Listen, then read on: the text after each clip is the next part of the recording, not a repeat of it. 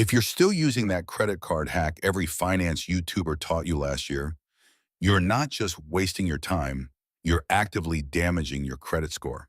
What worked in 2025 could now be costing you 50 points or more on your FICO score. And here's the scary part. Most people don't even realize it's happening. Let me paint you a picture. You've been diligently paying down your credit card balance right before the statement date each month, just like all those videos told you to do. You're keeping your reported utilization under 10%, feeling pretty smart about your credit score strategy. But over the last few months, you've noticed something strange. Your score isn't going up like it used to. In fact, it might even be dropping slightly. What's going on? The answer is FICO 10T, the new scoring model that rolled out in 2026. While most people were still using the old tricks, the game completely changed. FICO 10T doesn't just look at your credit utilization for 1 month.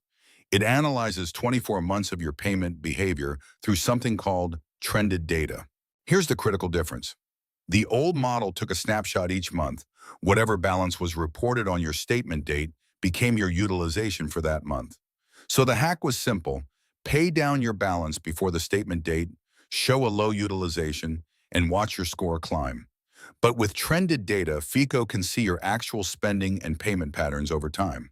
So what happens when you use the old hack with the new system? FICO 10T sees someone who maxes out their card every month, then makes a huge payment right before the statement date. Instead of seeing responsible credit user with low utilization, the algorithm sees someone who consistently spends to their limit and makes irregular payments. This inconsistent pattern can actually hurt your score. Let me give you a real example. Sarah has a $5,000 credit limit. Each month, she spends about $4,000 on her card for business expenses. On the 25th of the month, she pays down $3,500, leaving a $500 balance to report. Under the old system, she showed $500 out of $5,000. That's 10% utilization. Great score boost. Under FICO 10T, the system sees she consistently spends 80% of her limit and makes irregular payments. That's a red flag. So what should you do instead in 2026? First, stop obsessing over statement dates. The new strategy is about consistency and sustainable patterns. Aim to keep your overall utilization below 30% consistently, not just on statement day.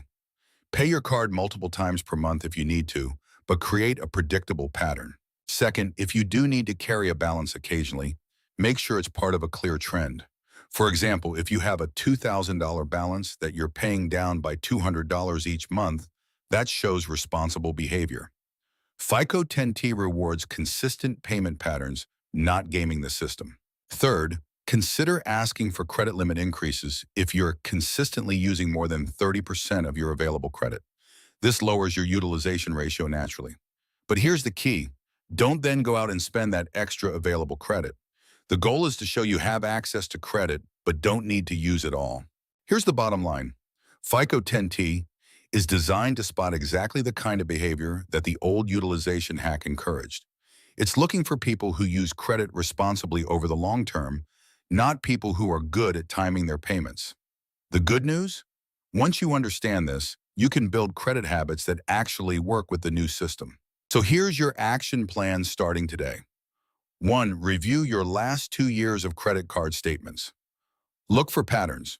Are you consistently high utilization with last-minute payments? 2. Create a new payment schedule that shows consistent, responsible use. 3.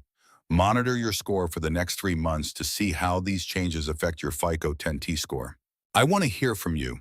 Have you noticed your credit score behaving differently since 2026? Are you still using the old utilization hack? Or have you switched strategies? Drop a comment below and let me know what's working for you. And if you found this helpful, make sure to subscribe and hit that notification bell so you don't miss our next video where we break down the 5 credit card reward strategies that actually still work in 2026.